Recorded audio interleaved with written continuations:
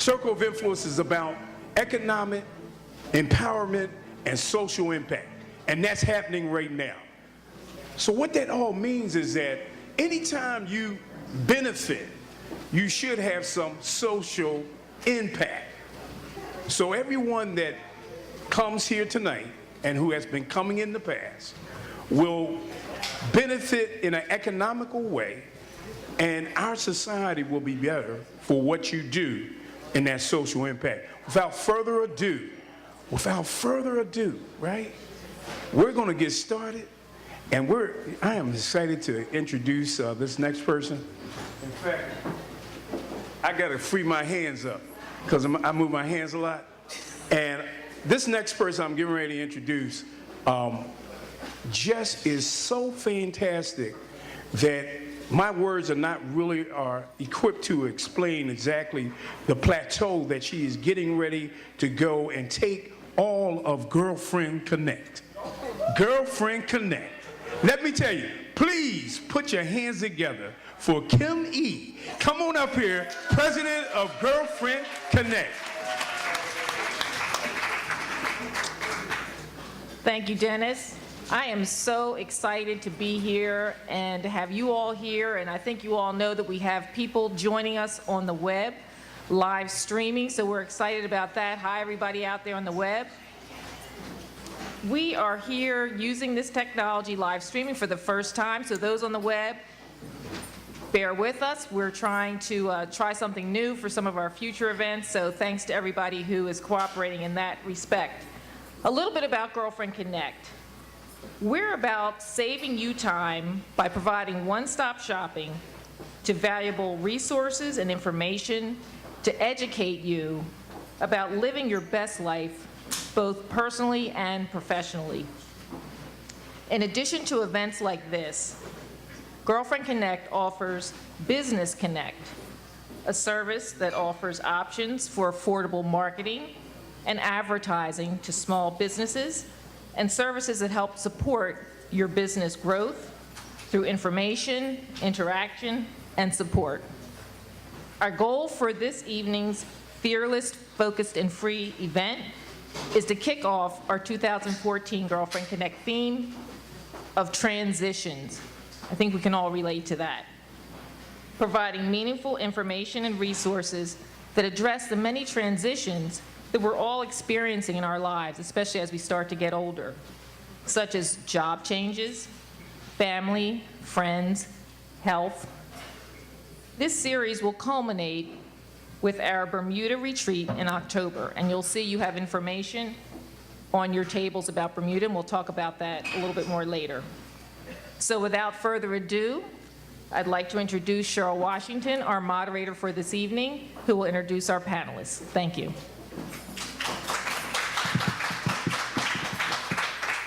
Good evening, guys. Can everyone hear me? Okay, great. Thank you for joining us tonight on this beautiful, rainy Tuesday evening when you could be doing something else, but we're glad you decided to share that evening with us. We have a great panel discussion, and as Kim explained, our focus is being fearless, being focused, and being free. Those are the 3 Fs, as we like to call them. We have an esteemed group of panelists who I'll call up. And I have some questions that actually were sent ahead of time that we'll address, but we'll also take questions from the audience. We're going to do each topic one at a time. So the first segment will only be questions that will deal with being fearless, because that's my favorite one, so that's what we're going to do first, okay? And if you have a question, please write it down during the segment, and we will, Marcia, who will be sitting up here, just raise your hand and she'll come get your question and bring it up so that we can address it here. We may have some time also to take some internet questions if they come across while we're speaking.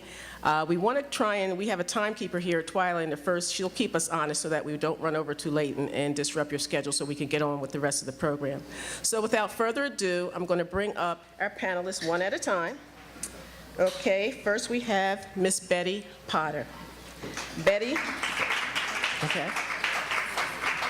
Betty is an author, bereavement coach, a lecturer, and CEO of Blessed Are They That Mourn. Hi, Betty. Next, Dr. Victoria Johnson, if you'll come up, please. Dr. Johnson is an author, a professor, a community activist, and founder of McIntosh and Shuby Associates. Thank you. Thirdly, we have Dr. Okusawa Ali Sibre. Okay.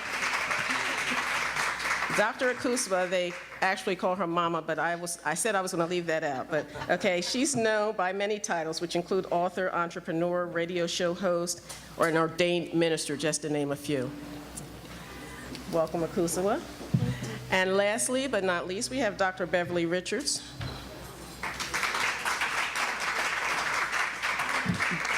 Beverly is a psychotherapist, a consultant, and curator of the A Cinema Apart collection. Thank you, Beverly. Now, in the interest of time, their complete bios are on the back of your agenda, so you can look at those at your leisure. Okay.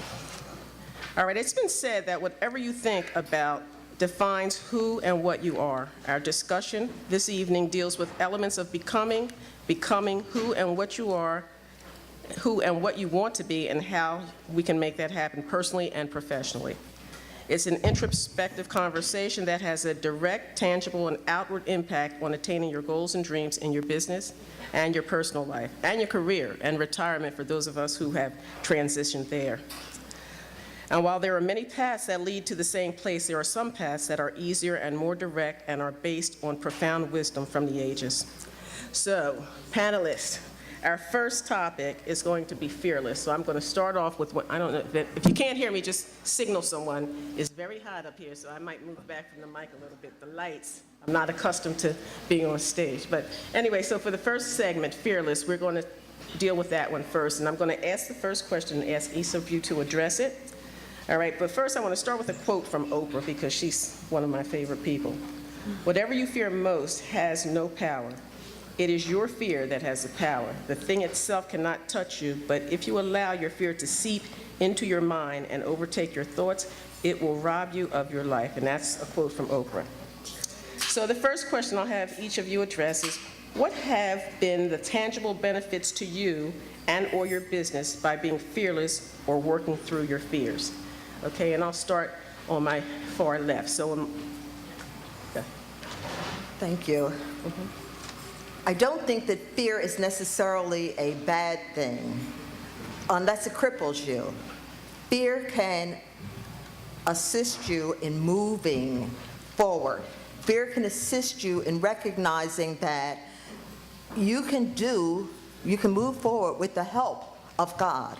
And that's the thing that I stand on. I like this quote by Arthur Ashe that says, "Fear is an excuse to come to a standstill. It is the impetus to step up and strike." And so, despite having any kinds of fears, I know that I can move forward. It doesn't cripple me. I can move forward if I trust in God and not in my own abilities, because I'm limited, but He isn't. Thank you, Betty. I remember my parents didn't go to college, and I was fortunate. One of their commitments was that all three of their children would go. And I remember going off to college on the East Coast and deciding, oh, I want to go to Brazil. I'm going to go to Brazil. So I got a fellowship. I went to Brazil. I put a backpack on my back. I didn't speak the language, didn't know a lot about the culture, but it was just the total, like, everything was so amazing and new and wonderful, and, I didn't have enough sense to be afraid. So after that, I just spent about 6 years of doing amazing, unpredictable things. Of course, my family thought I was a little off, but every time that I went as far outside of my comfort zone as I could go, something super exponentially amazing would happen. I might have one grant and end up with 5. I might have one short thesis and end up with a book. I might have the book turn into a movie. I can't tell you how amazing your life will be when you don't have enough sense to be afraid. Thank you, Victoria. Kusawa? Peace, everyone. Peace. I'm sure a number of you might have heard the acronym FEAR is false evidence appearing real. Is that for myself, in terms of being fearless, even though I'm real tall, I was afraid of heights. And I was asked to do a workshop for stress management. And we climbed up the highest mountain in West Virginia, Dolly Sod. And it took me a long time to get up there. And when I got to the top of the mountain, I said, well, how am I going to get down? And I saw some of the younger people who just laid on the ground and rolled down. I said, that looks like a good idea. That looks like a good idea. And that's exactly what I did. I laid on the ground and rolled down the mountain. And I rolled into a ditch, out of the ditch, just rolled 3/4 down the mountain. And when I came home, Spirit talked to me, and I wrote about 38 different poems that I was able to overcome what I perceived was an overwhelming obstacle. And I believe that that's actually what both of our panels have already talked about, is not having sense enough to deal with the false evidence, but also surrendering and having faith that you can move past whatever those obstacles are. And the result of my 38 poems is my daughter and I actually wrote our first book together. So you can move past it if you just don't have the sense and also have faith. Okay, thank you. Beverly? I think personally, tangible evidence of not having fear would be to say that when you experience fear, which is a natural phenomena, and actually it can serve a purpose. For me personally, fearing various steps in my personal and particularly career life, the fears have put me in a position to look at and dissect the fears, what it was that was frightening, scary, a challenge, an obstacle, and then subsequently move towards either eliminating, researching, getting support for, learning more skills, taking baby steps, developing a plan. So the point being, fear can serve a purpose if it doesn't immobilize you. It can help you to look at what you need to do so that you don't need to be afraid.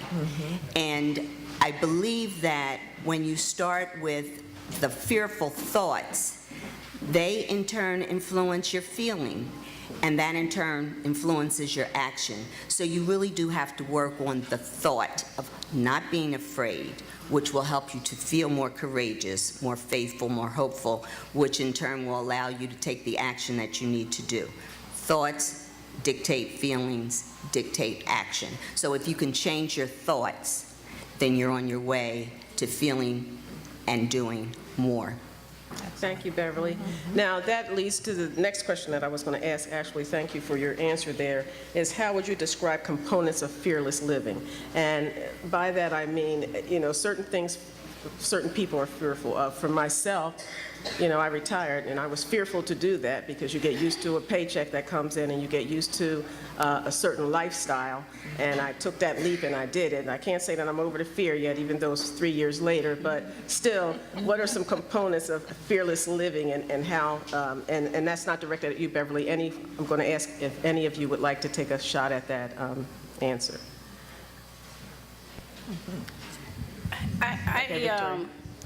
I'm very good at unconsciously stepping into my discomfort zone.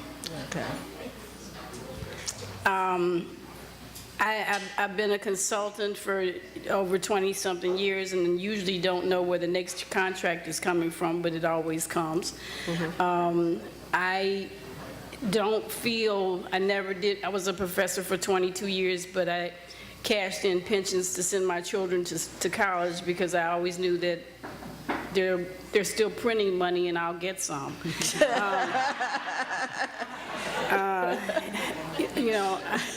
I believe in the law of attraction, and I believe in the abundance of infinite possibilities.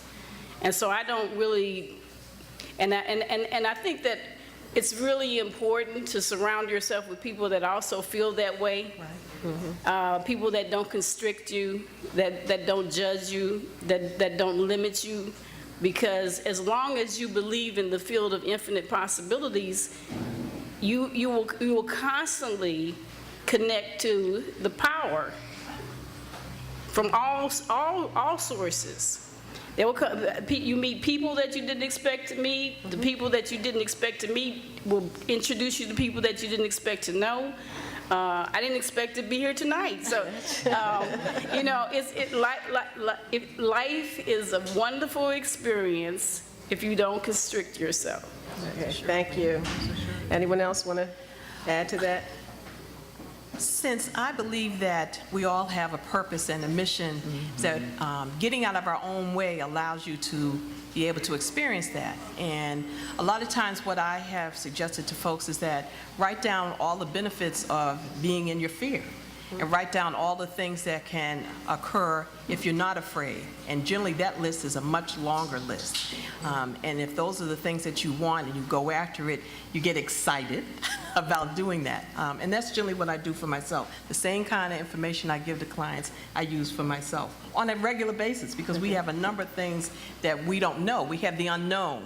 And the first thing that comes up in your mind is, I don't know about that. And if you allow yourself, you go into a fear thing. As opposed to that, I go into, oh, this is something new. Let me challenge myself. Let me see what's on the other side of that. So living an excited life, being excited about the possibilities has allowed me to be, I guess, fearless. Okay, thank you, Okusua. Do we have a question, Marcia, from the audience here? Okay, do we have any from the web? Are we streaming? Nothing from the web. All right. If we don't have another question for Fearless, I'll just ask if any of you have any closing thoughts before we move on to the next of the 3 Fs. I would like to add, just in regard to being fearless, that a big part of being afraid is your belief system and operating or living your life habitually. So if we stop and we take a look at the things that we're afraid of and think carefully about where that fear is really coming from, what is it basically that we're afraid of? Is it something as simple and general as fearing failure? Or is it something more specific in regard to our relationships, like perhaps being fearful about surpassing loved ones, or somehow having to change a lifestyle so that you no longer fit into the scheme of things that you're comfortable with? The idea of changing your belief system is really basic when it comes to becoming more fearless. You have to believe that you can achieve. You have to believe in what it is that you want to do. You have to believe that the possibility exists that you can have what it is that you set out to have. And there's a process of doing that, and that's something we could talk more about when we talk about being focused. But there's definitely a beginning that originates from your belief system and moving forward from fear. Okay, thanks, Beverly. We have a question? Yes, someone... Dennis doesn't, and he doesn't need a mic, I see. I just, just voice up a little bit. Someone mentioned about getting out of the way of yourself. Yes. I need you to elaborate on that, because part of why this is happening so wonderfully is that people get out of the way of themselves. Right. So please elaborate on that. What does that mean? How do you do that? And how do you actually realize it? Because some of us are all of us in this room are leaders, right? Right. And that's our number one problem, issue, I should say. Well, for me, is whether you have clear vision or are blind to the things around you, is that there are oftentimes obstacles that you make greater than they are. And that in order to overcome them, you have to break that down. I think there's a saying, how do you eat an elephant? One bite at a time.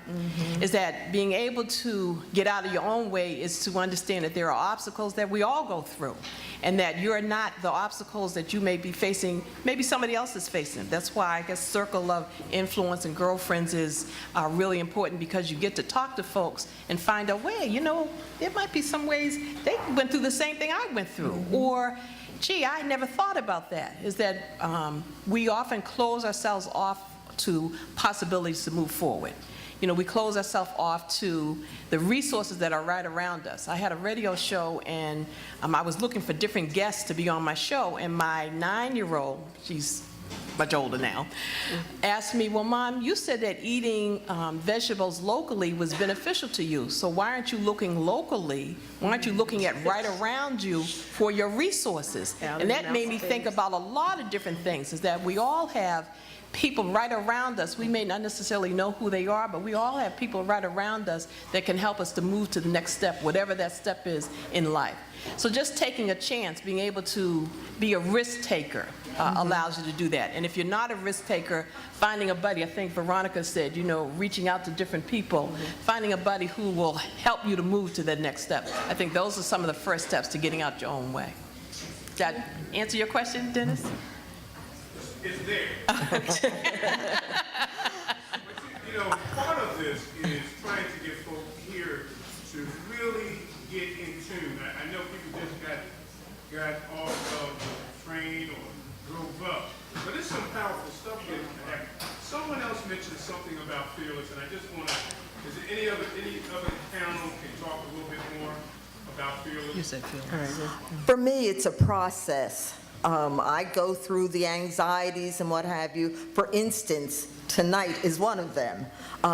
When I heard that I was going to be on a panel, instead of being in my own safety zone, away from lots of people, then I got very anxious about it, not because I'm not used to talking to people, but because I'm a facilitator. I'm very comfortable with facilitating. I'm very comfortable with meeting people eye to eye and, on a particular level. But I've never been a panelist. And when I heard that's what was expected of me, well, the first thing I wanted to do was say, well, I just can't do that. I don't want to do that, okay? Why me? But so it's putting my own self, my own doubts aside and moving forward in spite of. And that's what I mean when I say that fear is not necessarily a bad thing unless it cripples you to the point that you're not willing to take the risk. Right. And we thank you for taking that risk and coming with us today, okay, Betty? Okay. All right, we're going to move on to the next topic, which would be focused. I don't want to start crying here, but I'll start off with a quote from Nelson Mandela to get this rolling.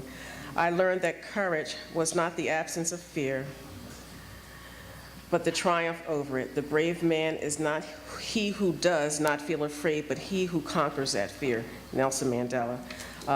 Actually, that could go to fear or being focused, but he was the most focused person that I know. Do we have a question before I ask the first question? I just want to make sure that we give everyone in the audience a chance to speak. Okay, if you haven't passed a question up, I'll start with something. What are some habits that anyone can develop to help with the ability to focus on anything? And I'll just take whoever wants to answer that first, take a stab at it, and then we'll go from there. Okay, I'd like to start. I think that to be focused is to really get in touch with your passion and your purpose. And once you do that, it's not difficult to focus. And one of the ways to do that is to think about what it is that you do and you enjoy so much that you're oblivious to how much time has passed, how much you have gotten accomplished, how much you're doing it without difficulty. That may be something creative, it may be something physical, but if you get in touch with what your passion is and you think in terms of why you're here, what is the point of your being on this earth, it becomes very simple. If you enjoy being with people and helping them to do things, if you're a teaching person, a helping person, if you're a creative person, but getting in touch with your passion and your purpose is the beginning of being able to then get in touch with your skills, gifts, talents, abilities. And those are the things that can move you forward and help you to stay focused. When you attempt to do something, as a high school counselor, I had young people who would come in and say, well, I'm going to major in computers because that's what my parents think I should do.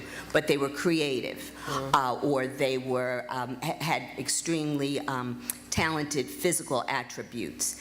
The point is, to try to fit yourself as a square into a round hole is not going to work. It will be a struggle. And all of us have probably experienced going to work and not being content or happy or productive. So again, it comes back to finding your passion and your purpose, and then acquiring and getting in touch with those skills, gifts, talents, and abilities that you have that can move you forward in pursuing that passion and fulfilling your purpose. Thanks, Beverly. Anyone else want to address the question? I think in terms of being focused, passion is definitely number 1, 2, and 3.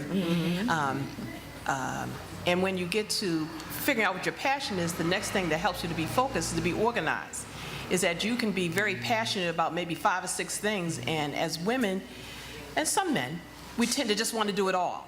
And I use the 5-finger rule. If I'm about my life and it's more than the 5 fingers on my hand, I can't hold that. You know, we have a number of people who are passionate about just a number of things, and they're very good at doing a number of things, but they're not focused, they're not organized. So being able to organize yourself, whether you have to write your goals down or write down the things that you like, and then attack it one at a time or handle them one at a time. But being organized allows you to keep your passion from becoming overwhelming, allows you to keep life from becoming overwhelming, that allows you to be more focused on what it is that you need to do.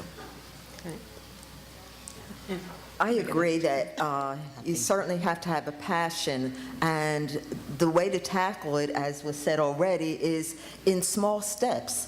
Plan the day ahead, what you're going to do the next day. What is it that you want to accomplish? And anymore, there are so many interruptions in our lives. There's so many things that take us away from what we want to do. But if we have our goals set before us, written out, and we tackle them one at a time, perhaps small steps, larger steps, but if we tackle them in small step segments, then I think it's easier to accomplish the overall picture. I think it's really important to stay away from dream killers. And I think that, you know, I definitely reaffirm everything that's been said about the passion. I'd just like to give you an example. As I said, my parents didn't go to college. I went to college, fell in love with international affairs, you know, was able to travel quite a bit, the travel was paid for, and before I knew it, I had a PhD at 27. And everybody said, oh my God, you know, how can you have a PhD at 27? But I was so incredibly in love with what I was doing. I was having so much fun. I mean, every time, when you're in the flow, everything comes your way. You know, the grants came, the research came, the fellowships came.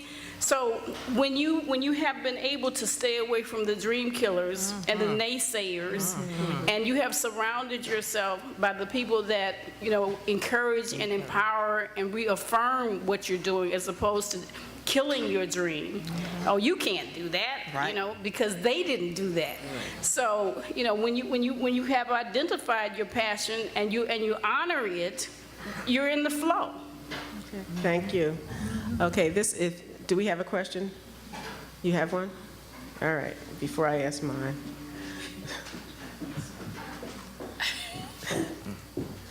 And thanks whoever turned the heat off up here. Thank you. I was sweating.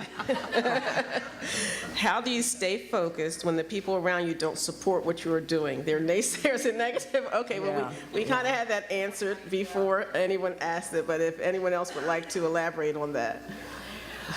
I'll tell you a quick thing. Les Brown used to say, if people were talking about something, let's say someone was saying, oh, girl, are you going to do that? Or why are you doing that? Or I don't think that'll work. He would hold his hand up and say, hold it. If it's not going to help me to grow, we got to go. You know, so many people have gotten my hand in their face. Well, hold it. It's not going to grow. I've also had instructors who say, well, you know, your writing's okay, but I don't know. I don't think people will be interested in that. And years later, I saw that same instructor and I told him, well, I'm working on my 4th book, and he had to swallow his words. But what helped me to overcome his negative stuff or get past that was belief in myself. And I believe that Beverly has said belief, and I believe that Barbara said, Betty has said having faith, and you're talking about your passion and just not paying any attention to that. That we all have gifts, and that the people who try to rob you of that, or the people who try to discourage you, they may have their own challenges. And when we look at that, you sort of let them do their thing and you do your own. Thank you. All right, so are we bringing another question up? All right. Thank you. Okay. All right, I just need to make an announcement. The website attendees can email questions to info@girlfriendconnect.com. Again, that's info@girlfriendconnect.com. Thanks. All right, just a quick question from me.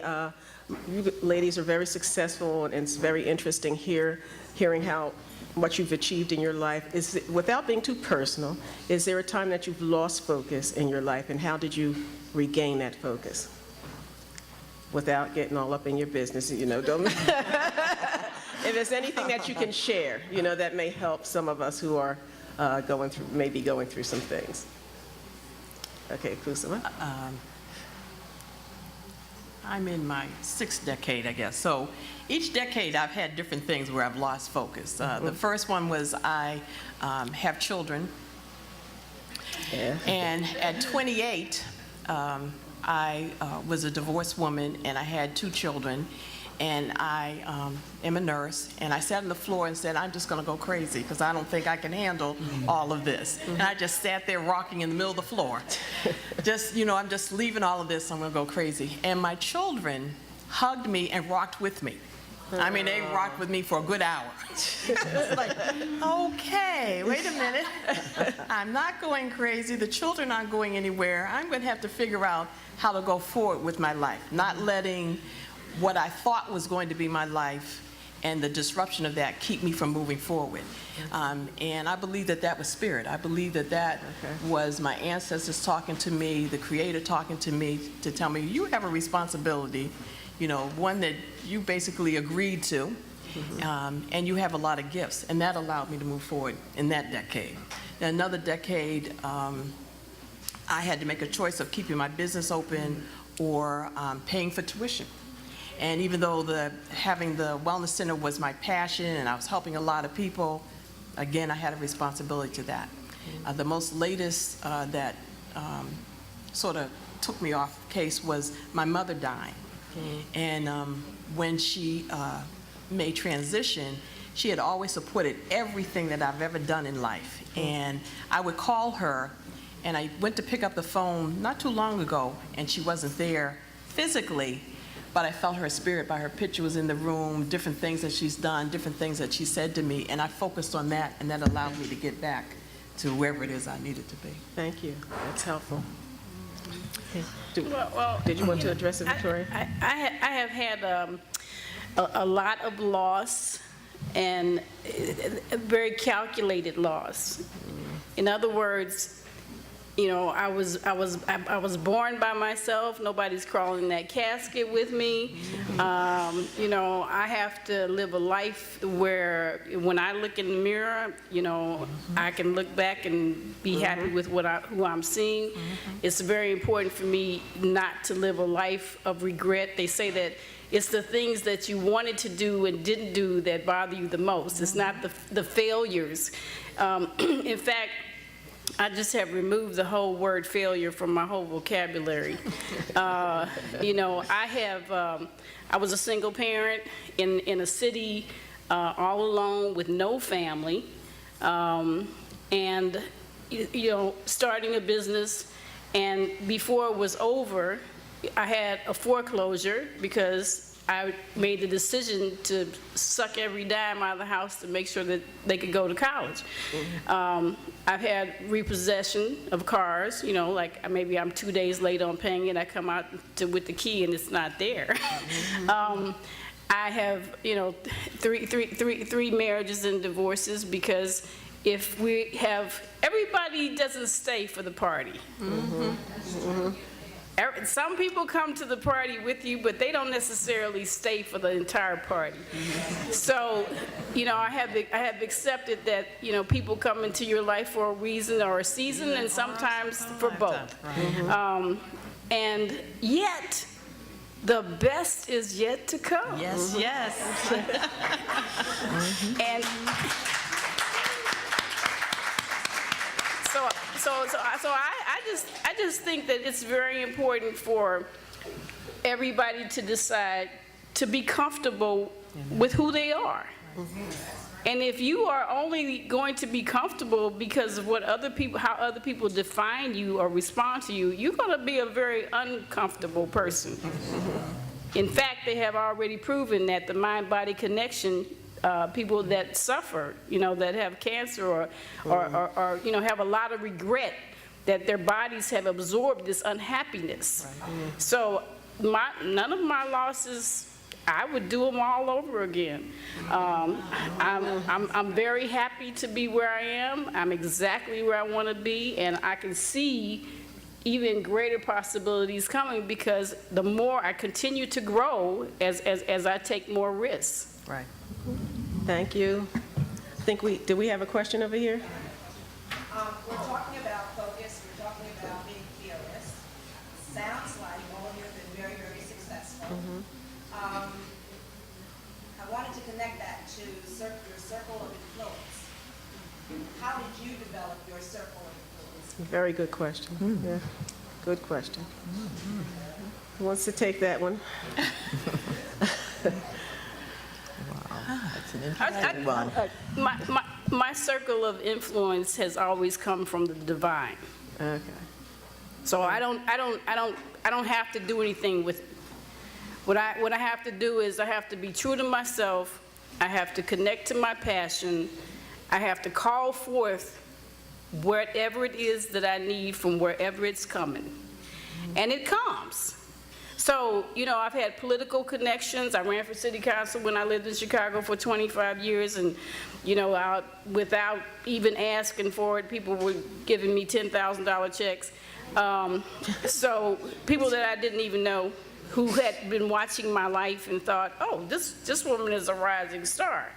I've always considered it a great benefit that I never won, because I probably would have been a one-term alderman, because I feel like I have integrity. But I never could have calculated being in this organization or being in this setting. I never could have calculated the relationships that have led to me being, a guest once a month on a radio station in California. I never could have calculated, publishing my book and going all over the country and talking about it last year. So I think it's a misconception that we can construct that network. I think the most important relationship is the one that you have with yourself, with God, with Buddha, with Allah, with Yahweh, whatever your faith system is. So I just think that possibly may be part of the problem. Okay, does anyone else have a different experience?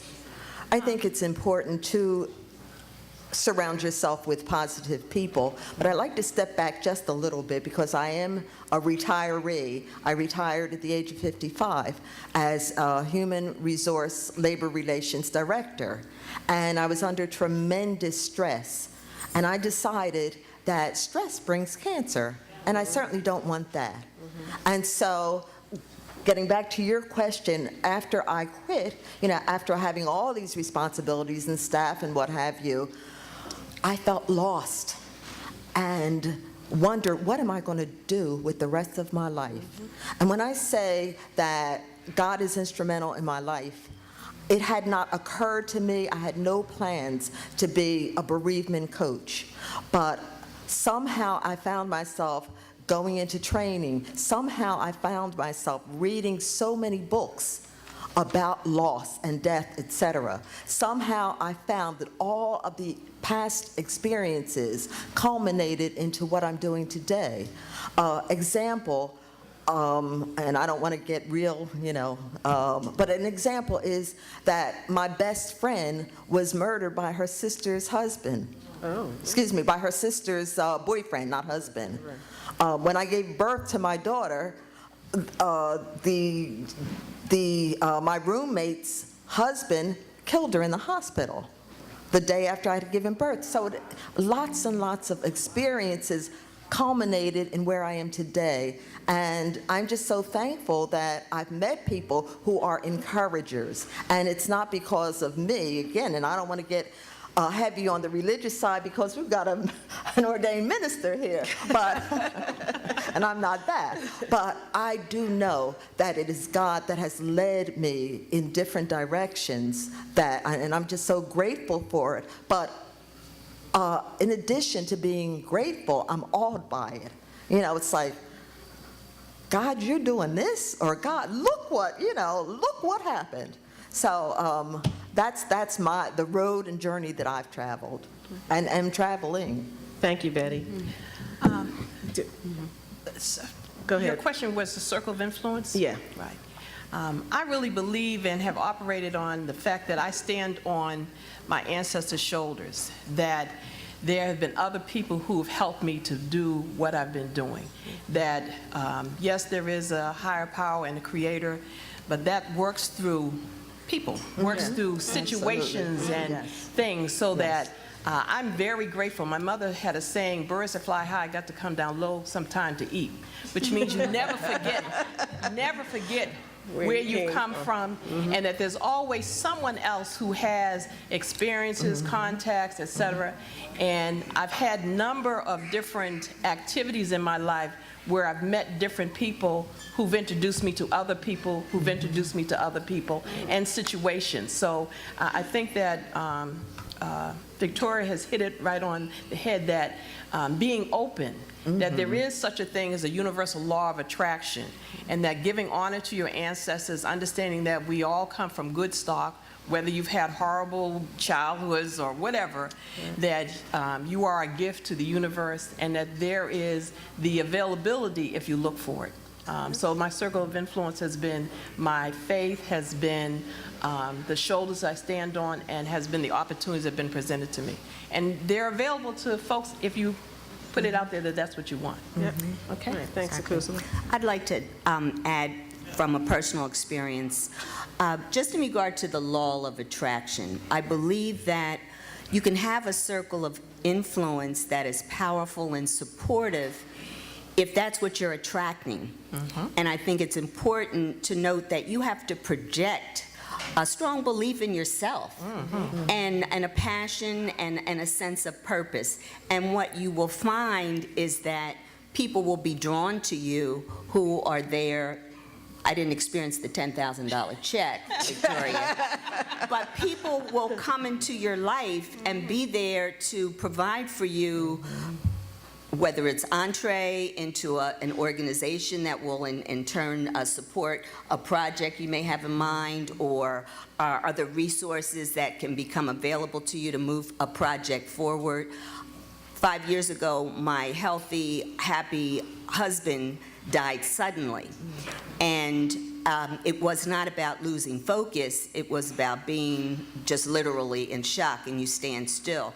And one of the things I was trying to formulate as I was listening to the other responses is, it wasn't so much about losing focus, but what I was getting back in touch with is that what I did was I just went through the motions. And sometimes you sit and you rock and you cry, or sometimes you shut down and you're immobilized and you can't do anything. But if you just go through the motions and take one step at a time, one day at a time, go through the motions. And what happens is something kicks in, instincts, whatever, survival, basic stuff that we're made of, whether it's coming from the ancestors, whether we want to say, you know, God took me through this experience. But the point is, if you go through the motions, what you will find is that eventually you can start to formulate, you can start to regroup, you can start to do the things you need to do. And out of that kind of experience, for me, came a whole new career and a whole new path. And now I'm curator of a Cinema Park collection, and half of that collection is now in the Smithsonian Museum of African American History and Culture, to be completed in 2015.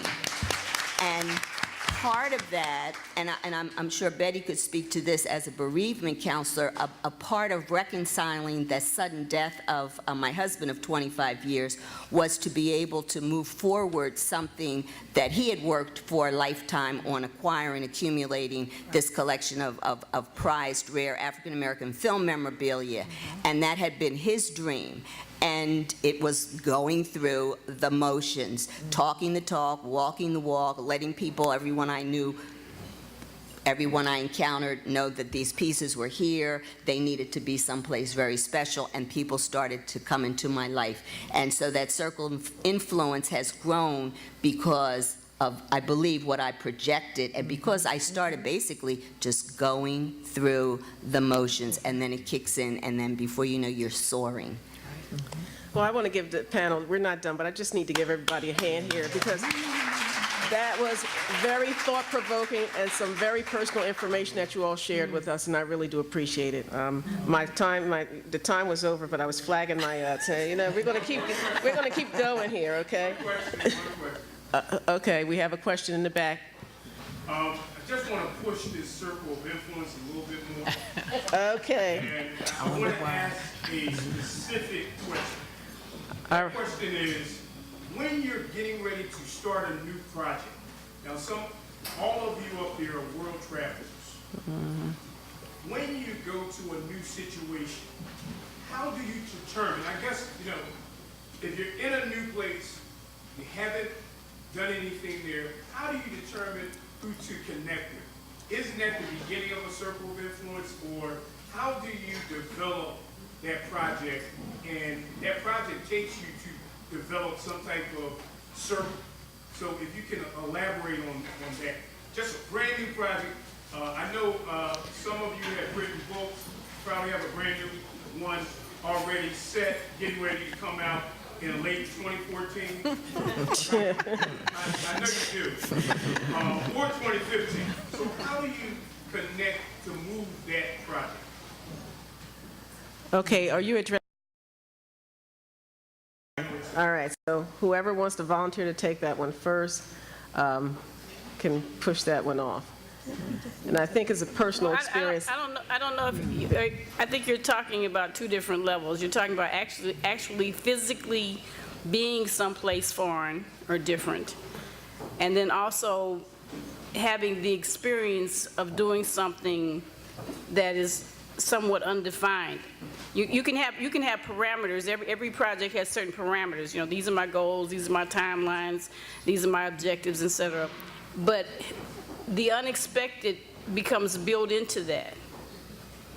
I'll give you an example. I'm the volunteer state coordinator in Pennsylvania for something called Pennsylvanians for Healthy Workplace legislation. Workplace bullying is a big thing now, okay?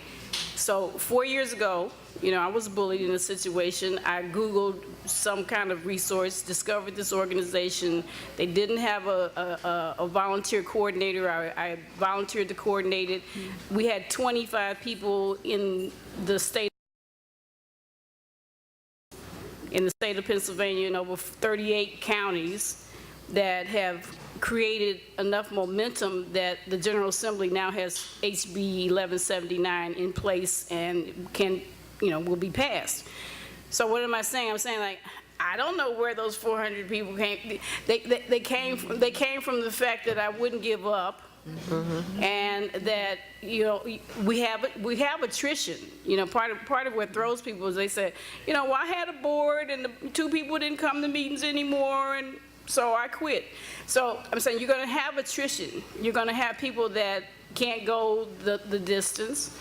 If your objective is to create a circle of influence, as we have here, then the next time each one bring one. I mean, there isn't a person that's here tonight that isn't going to talk about this event.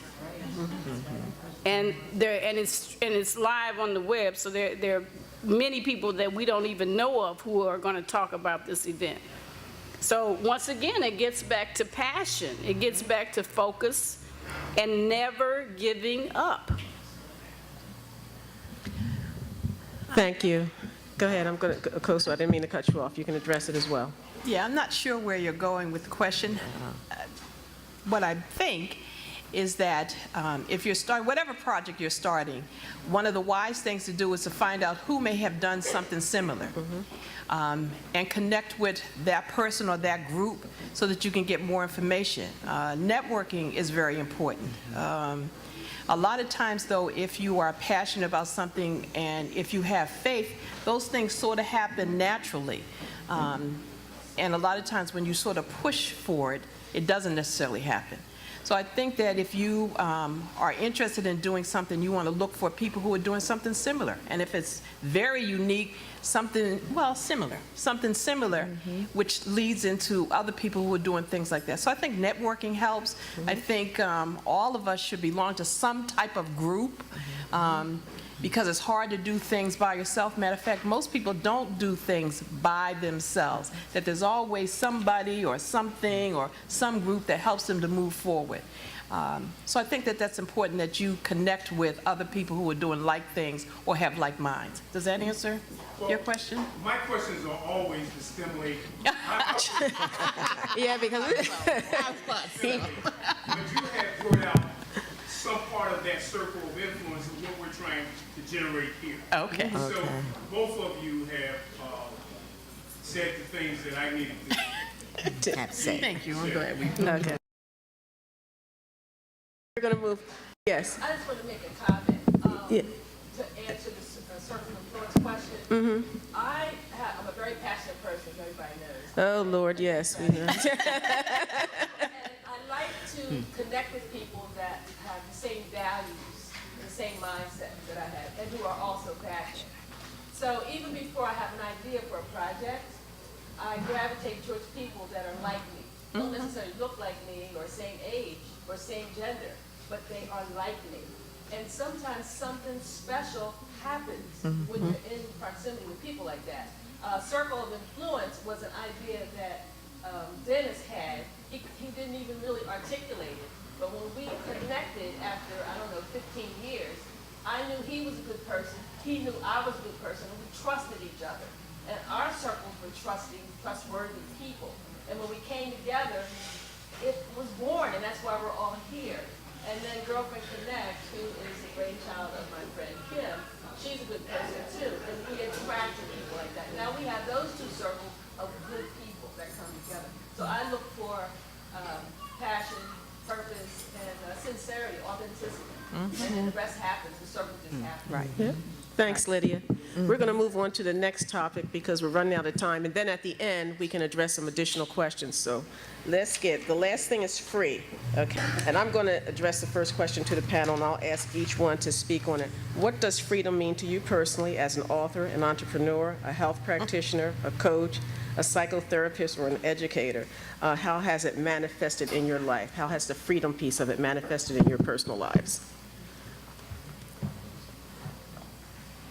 All right, who wants to take the first shot? Okay, Beverly. I'll start by simply stating freedom for me, I think, emanates from being self-directed.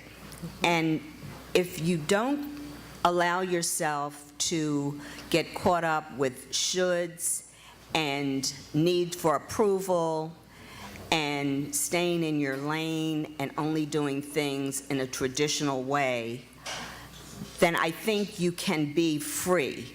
So I think bottom line is believing in yourself and being comfortable with who you are, which allows you to move forward and do those things that you need to do. Do the things that I think each one of the panel members has mentioned throughout their lifetime of kind of stepping out of the conformity and the confines of tradition. But you really do have to have strong self-esteem and a belief in who you are, and be self-directed to be free. Excellent. Thanks, Beverly. Right. In order for you to be free, in my opinion, self-directed is excellent and is a must. You also have to be forgiving of yourself. Is that a lot of times we hold ourselves in bondage from past mistakes or past things that we thought were mistakes, and we don't translate those things into lessons.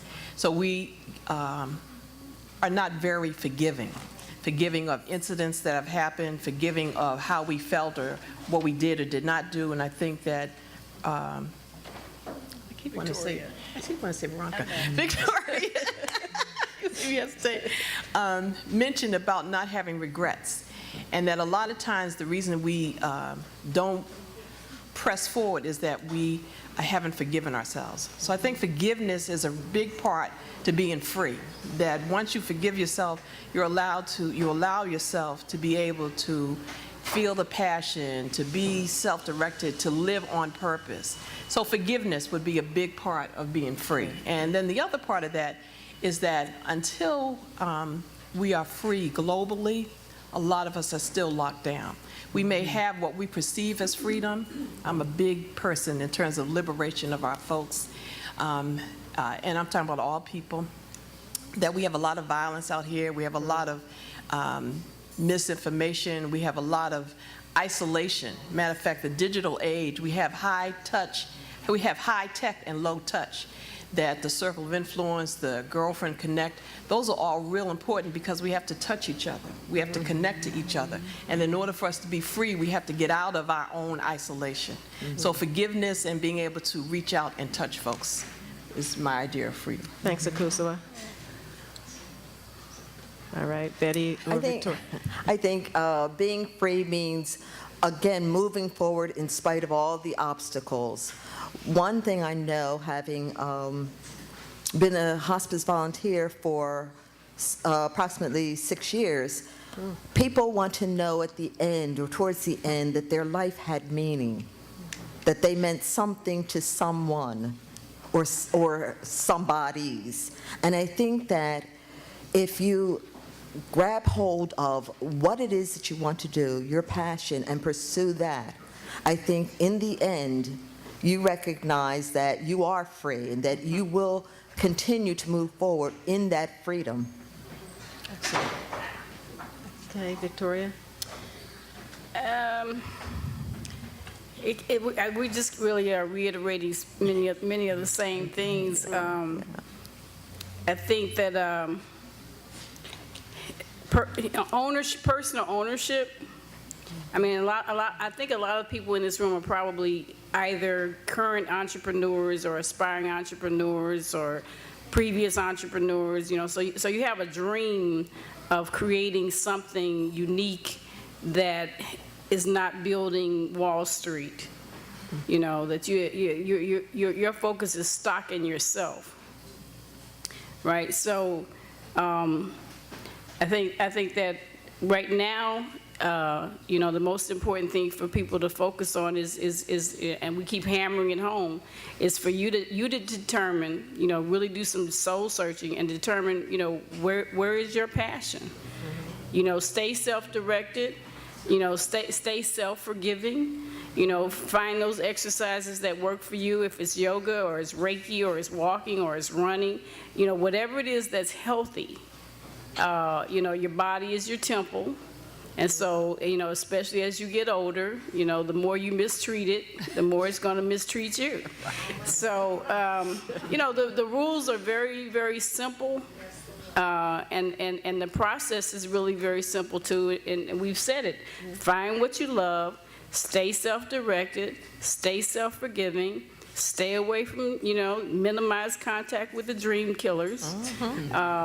And you'll find your way. And To may be I free. add, be disciplined. I think that's real important. Okay, thank you. Do we have a question from the audience?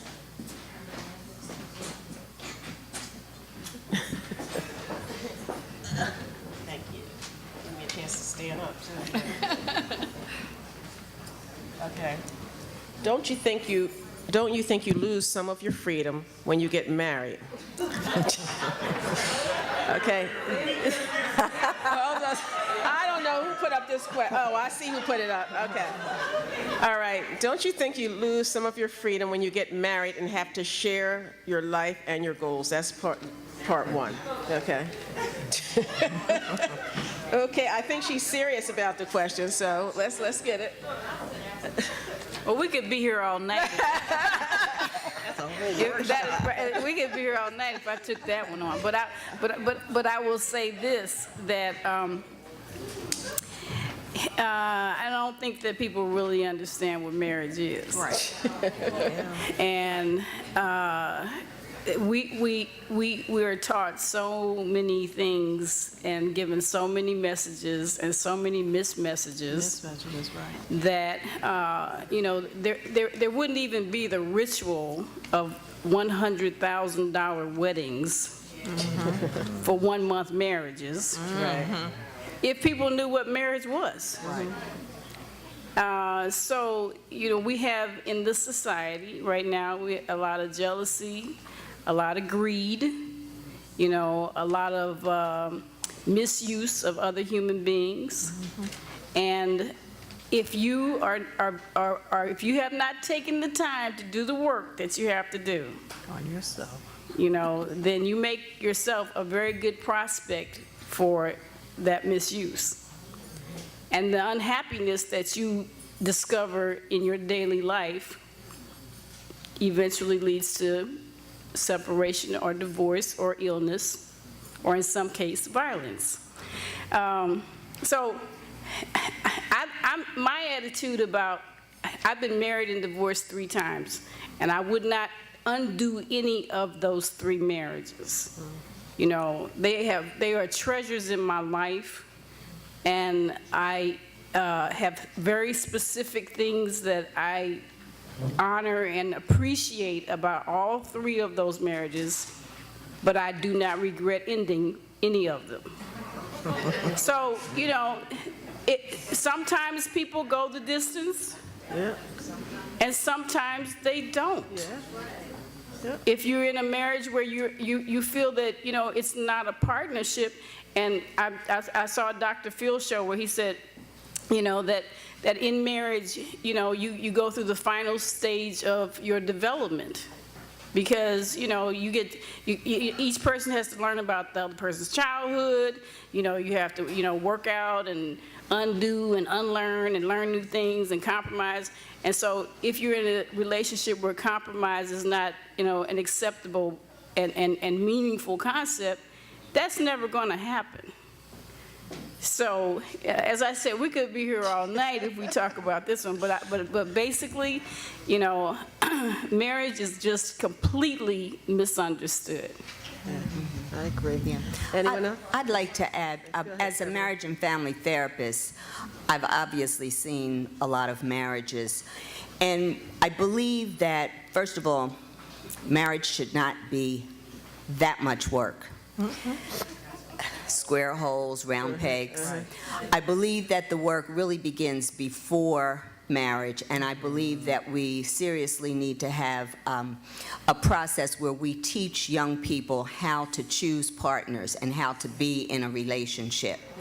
Because if you understand who you are and are in touch with yourself, and again, that law of attraction, and then if you take the time to get to know the other person and make sure that not only do you have things in common, but you have like values and similar hopes and dreams and styles of communication, et cetera, and the list goes on, that you can make marriage work, and it does not have to stifle your freedom or lead to giving up your dream. I believe if you look at marriage as a twofold, a passionate, loving relationship and also a contract, that you can make it work, and it can be what you choose as a husband and a wife and a wife, a husband and a husband. As you choose to make it, you get to design it yourself, but you have to be really clear about that before you go into the legal marriage, so that you don't have those regrets and those disappointments and those afterthoughts that, well, I didn't know I had to trade in my freedom, because it doesn't have to be that way. Right. Thanks, Beverly. I want to get to, if no one else has this, there's a second part to this question that I want to get to, as don't you think you lose some of your freedom when you get married and when you have a child and have their needs come before yours, have their needs come first? Is your freedom, or are you losing it, and can you put your freedom on hold? Because a child is your responsibility. The husband isn't, but the child is definitely your responsibility. So that's the second part of her question. That was my little thing about the husband isn't, but can anyone address that about the child?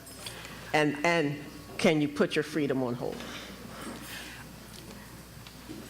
Well, when you ask the question, what actually is the freedom that people are talking about when they say that? Because all the different roles that we go through in life have parameters, have expectations, have a number of duties to them. And growing as a person, some of those duties, expectations, et cetera, actually help you to grow and actually help you to be freer in your life. Is that mothers, in this society, we take on expectations of the society and not develop relationships between us, not develop relationships with our children, husbands, family, whatever. And we bring to those relationships, whether it's a mother, wife, whatever, our experiences from childhood, from the job, whatever, and we haven't learned to blend. We haven't learned to know who we are. I think Beverly mentioned it, haven't done the work that we need to. And when it comes to being a mother and feeling that you're putting your freedom on hold. I don't know if that's how she meant it, but. Yeah. Right. Yeah, counseling, I think we need to see you. But I joke, but in our society, because we live in such a mixed-up society and we've given such misdirection and not really, we get a lot of verbiage about family, we get a lot of verbiage about relationships, but we really don't have all the tools that we need. And counseling is really a good thing. It really is a good thing, ladies and gentlemen. Meditation is also a really good thing. Not, I used to meditate, I don't know that, but really learning to access parts of our brain and our mind. That whole connection of mind, body, and spirit has to happen regardless of what it is you're doing, whether it's being a mother or wife, developing a family. Those are some of the underlying tools that make this question sort of a cloud question. And what I mean by a cloud question is that clouds change shape all the time, and that what will fit with Beverly may not fit with Betty, may not fit with Victoria. Got the name right. Or Kosua. But there's some connectors, and the connectors is feeling love, is being authentic, is having integrity, and being selfless. And when I mean selfless, I'm not talking about being a doormat. I too have been married 3 times, and I figured out that, well, you have to do it until you get it right. And after 35 years, I think I got it right. The other thing is that we have to see ourselves and see the Creator in the people that we see. That we talk about God as if it was some mystical something somewhere else. And actually, when I'm looking at another person, another human being, I'm seeing the Creator, the infinite. I'm seeing that in the other person. That we all, as I said, and I say it a lot, we all have gifts.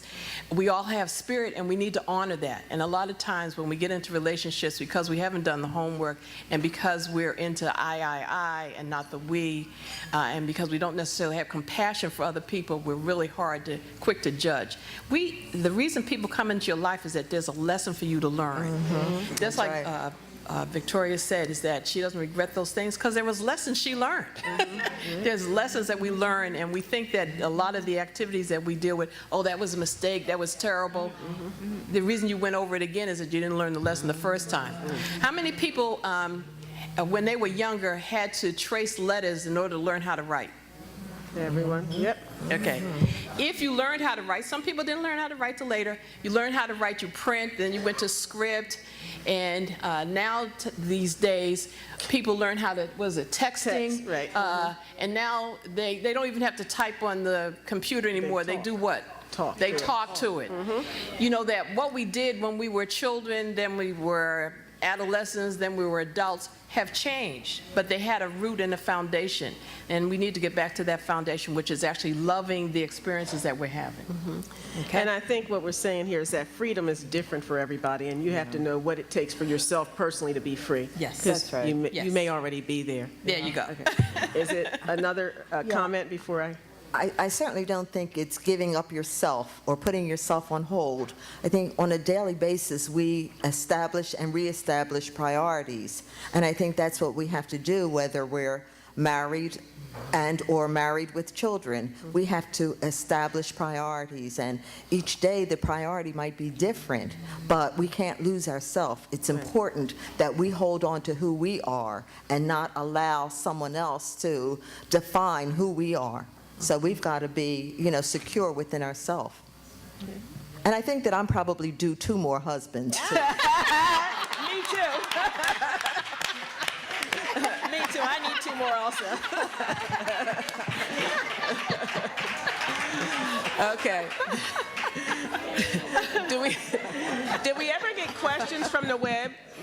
We didn't get any questions from the website. Okay, do we have any more questions from the audience before we close down? I see a hand in the back. The lights are in my eyes, and I can't. And do we have a mic that we can pass? I don't know if you actually need it, but. Not yet. Come up here. There's a mic up here if you don't mind coming up to the front.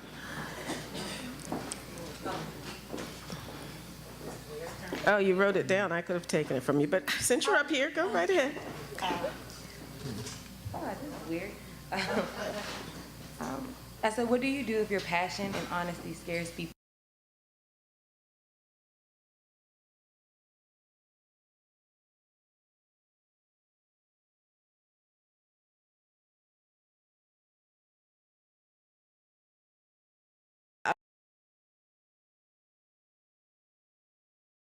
And honesty scares people. But you're young and you don't have position. Okay, you're young and you don't have a position. In order to have a platform, you have to play by the rules. How do you keep from breaking your spirit? So I'm going to try and simplify. What do you do if your passion and honesty scares people? Because I see this as 2-part, but you're young and you don't have a position. You don't have a platform, so you have to play by the rules. And how do you keep from breaking your spirit? So I guess what I'm hearing here is that you have naysayers, and how do you keep from breaking your spirit from that? I don't think it really, it's probably just a misconception that older people know how to do that better. When I was in high school and it was time to apply for college, my counselor told me, well, there's no point in you applying to college because your parents didn't go to college. So let's look at some trade schools. So I was like, well, then it's time for another counselor. So, and then, when I was writing my dissertation on Brazilian nuclear development, I was told that there's no point in you trying to finish this because, Black people don't study Brazilian nuclear development. So I got a Ford Foundation fellowship and went and studied it and wrote the dissertation. So, so I'm trying to say that, it doesn't really matter what decade of life that you're in. Right. It wasn't about the decade, it's just that now, like, if you take a look around, when you take a look around, most people that, I grew up like a baby. My grandma was born in 1913, I was raised by her. And when I talk to people in my age bracket, they don't have that passion. We were raised much more selfishly. There's a disconnect between the 70s babies and the 80s babies who raised my generation, and that's why they're not in this room. So what I'm saying is, when I say that I'm young, is that when you guys were coming up, like baby boomers, you were taught to work hard. The values that you were given was that you got to the place you had a platform. I'm young and I'm in college, and every time I speak out, they're trying to keep me out of school. There isn't the repercussions that I have for trying to live my passion are affecting my day-to-day life. I don't have anybody to fall back on. So what do you do when your master's program tells you, how do you play in the system long enough to get some stability in your life so that you can actually be able to do something with yourself? I wasn't saying that it was because, that being young was different, but when you are young and you are just coming up and you don't have access To a circle of influence, in other words. Is that what you're trying to say? How do you get to your circle of influence? Because, yeah, well, you're here, so that's exactly. Okay, so that's a start. And there's also, if I can do a plug here for GirlfriendConnect, the whole purpose in GirlfriendConnect is to make connections so that there are people that share your passion, and maybe you can get some advice or some mentorship through that. So there is a website, www.girlfriendconnect.com. It's not a shameless plug. Really, I'm serious that she does that. Okay. And if anybody else wants to address that, feel free from the panel. Yeah, the other thing is that you have to pick your battles. Is that I've been kicked out of many a class, many an organization, for running my mouth, especially when I was younger, because I didn't realize that everybody doesn't want to hear the truth. And I didn't realize that everybody doesn't have necessarily the same level of consciousness. So what I've learned is that I have to pick my battles, and also is who asked me. Is that a lot of times when you're wanting giving out information to folks, the people who you want to give the information to really don't care about it one way or the other. So what happens is that you have to seek those folks who have like mind, which is why you're here in the first place, is that the more you look for it, the more that information comes to you. And that instead of expecting some of your peers to rally you on, Veronica. Victoria. Queen Victoria. Queen Victoria, yes, Queen Victoria. Said to stay away from the dream killers. You would be surprised how you can get surrounded by them. So you have to be able to stay focused on what it is that you want to do, and also pick your battles. That the instructors may not know or appreciate what you're saying. I've had people in dissertation told me I need to change my topic. I ignored them and found people who appreciated what I wanted to say. So you need to have the courage to realize that, okay, I can't do this right here, but I can do it over here. That every place is not necessarily going to be open and receptive to what you have to say, but there are places that are. I don't know if that helps you at all. That's good. What you said about picking your battle part. Yes. I've had instructors to leave the room and have heads of department come. And Western civilization doesn't allow for indigenous people. And I used to have stacks of books to debate what they were telling me in class. And I've actually had instructors, heads of departments, come in and tell me, you may be correct in what you're saying, but that's not what we're teaching here. So I learned, okay, if I want to get an A and get out of here, then I need to go outside of class and talk about what I need to talk about, and in class be able to regurgitate so I can get through that process. Same thing in terms of nutrition. I was pregnant in school. The nutrition in nursing school, my nutrition teacher was also pregnant. I was a vegetarian, she was not. So when she talked about whatever she talked about, I just took the little notes, but when I wanted to talk about it, she would just change the subject. And I got a D in that class. When I took the course again, I was a very wonderful meat person, and whatever it was, I got an A in that class. So you pick your battles. You pick your battles, and the idea is to get through it to do what you need to do. So if you're in school, that's what you do. And you don't have to give up yourself. You don't have to give up who you are. You know that you can be, there's a movie called The Spook Who Sat by the Door, and he went through the whole training so that he could take it back to his people. So you can go through certain things, get what you need to get, and go on and do what you need to do. Okay? That's good advice, Akusava. We'll take one more question. My timekeeper stopped giving me signals since we're running. We'll take one more question if we don't, if we don't have another question. Let me just scan the room. I see, okay, we see Dennis coming up here, so come on. He doesn't need the mic, so we're going to let him roll with his own question. And we'll cut him off if he gets too long. Okay. Okay, all right, no problem. Okay. Oh, all right. So if there's no questions, I'm going to thank the panelists. Okay, thank you guys for being here. Okay. Words. You go ahead, Can I and then finish? Thank you. you go right ahead. I'm too excited. And I'm excited. I am so happy to have everyone here. I think this has been so valuable. I know even for me, it really helps to spur me on and become fearless, focused, and free. I'm a perfect example of that. The fact that we're here tonight, working with Dennis and everyone here, and I'm going to attest, and I know Marsha's getting on me because I'm going to go over my time, but I cannot emphasize enough the power of friends and girlfriends, and that's why we have GirlfriendConnect, because the reason everybody's here, like the panelists said, they couldn't believe that they would be up here, that's because one of their girlfriends, they know who they are, Lydia, pushed people to get up here, and they did it because they cared about us and they wanted to help us. And you can't beat that power, and they're a testament to that. So just a plug for GirlfriendConnect again. In addition to these ideas we've talked about, we want to take it to the next step and give you the tools to make these things happen. So be on the lookout for our upcoming Fearless, Focused, and Free series and get some additional information from these panelists, additional tools, and again, we'll plug in our Bermuda retreat, transitions. Be on the lookout. Thank you again, everybody, and on the web, thanks, everyone.